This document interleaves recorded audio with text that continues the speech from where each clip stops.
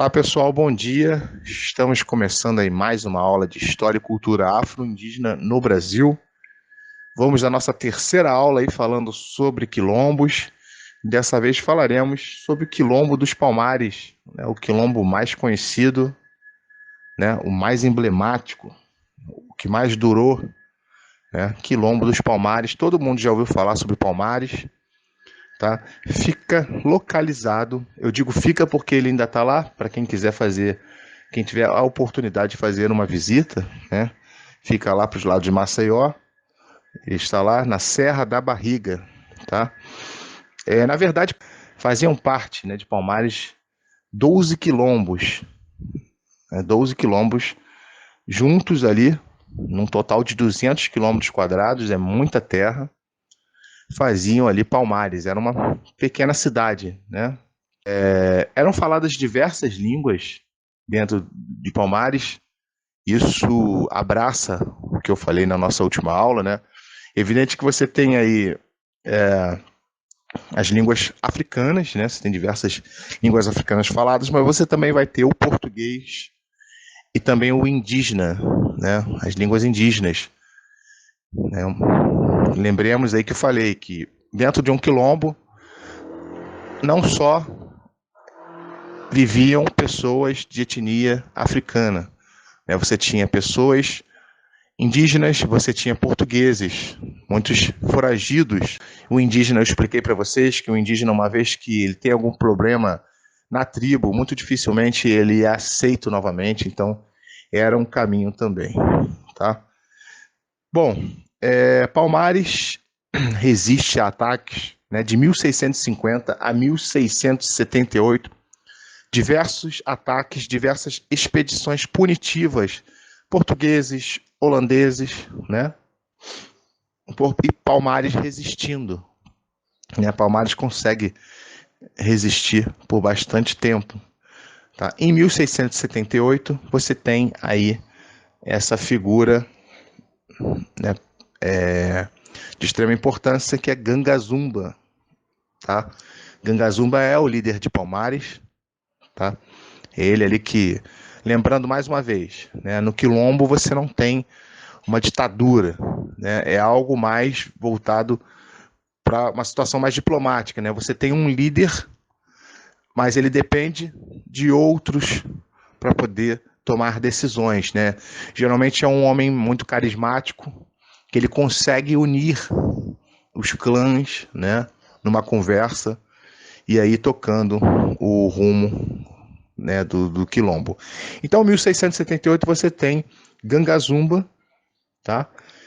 Ele lidera e ele recebe, né, o governador de Pernambuco, o chama até a cidade para negociar, né, a situação de Palmares.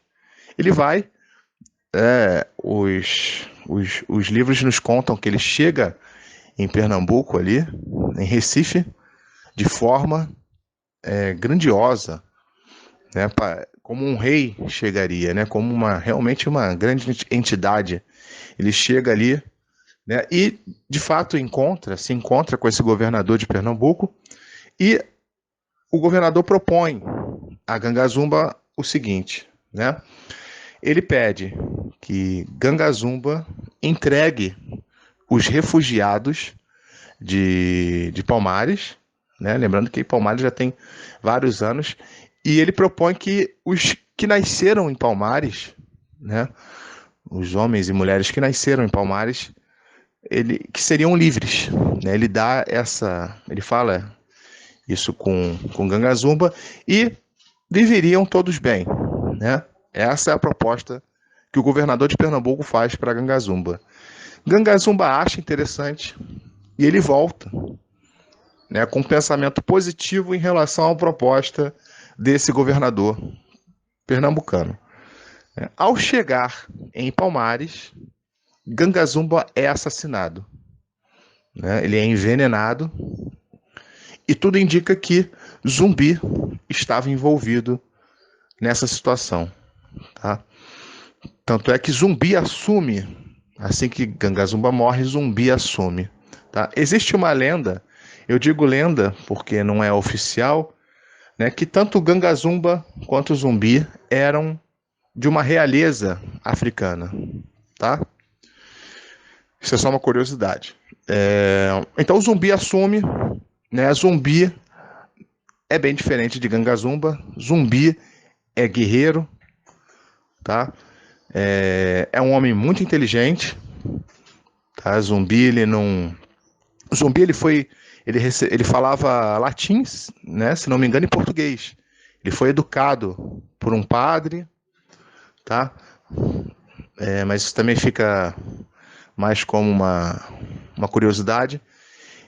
Porém, ele tinha esse espírito mais guerreiro, né? Ele não aceitava, jamais Zumbi iria aceitar essa negociação com o governador português, com o governador de Pernambuco, né? E não aceita e bate o pé, e aí você retorna aos confrontos, tá? Retorna aos confrontos. E aí vai entrar na história um outro personagem que é um bandeirante chamado Domingos Jorge Velho. Tá? Ele é contratado aí a peso de ouro. Tá? Essa contratação realmente foi caríssima. E Jorge Velho então começa a realizar os seus ataques a Palmares. Tá?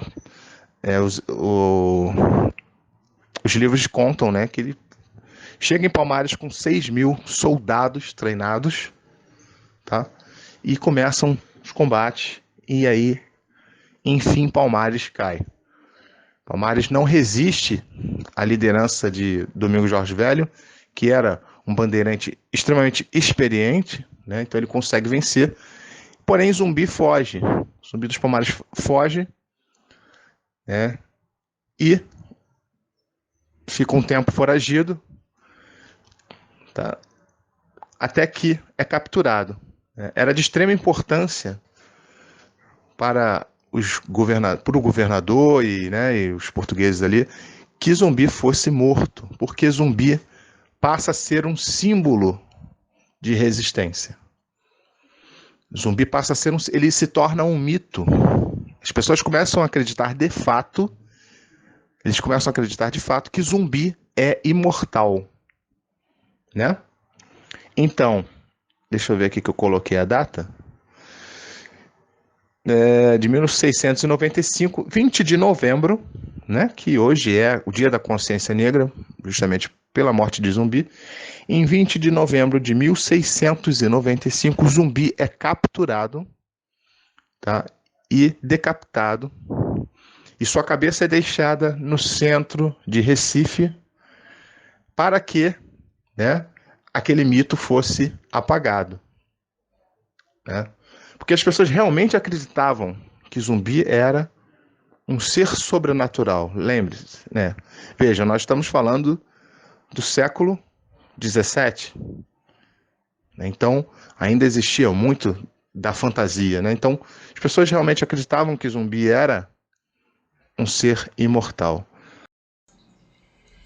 Pessoal, estamos encerrando então nessa aula, mas eu gostaria de deixar aqui uma informação. Tá? Zumbi dos Palmares, sem dúvida, um personagem importantíssimo da história do Brasil, muito importante também para a história da resistência, uma resistência humana, mas que eu acho que devido com certeza ajudado pelas mídias, ofusca, né, a história de outros personagens negros da história brasileira. Tá? Ele é importantíssimo, porém, né, você tem música, você tem filmes, né, você tem diversas homenagens a Zumbi, e o popular, né, as pessoas populares acabam não conhecendo outras figuras aí tão interessantes ou até mais do que o Zumbi. Tá? Deixo aqui algumas: Luiz Gama, por exemplo, Adelina Charuteira, tá? André Rebouças. Certamente falarei sobre esses aí em aulas futuras. Falou, pessoal. Jogada da partida.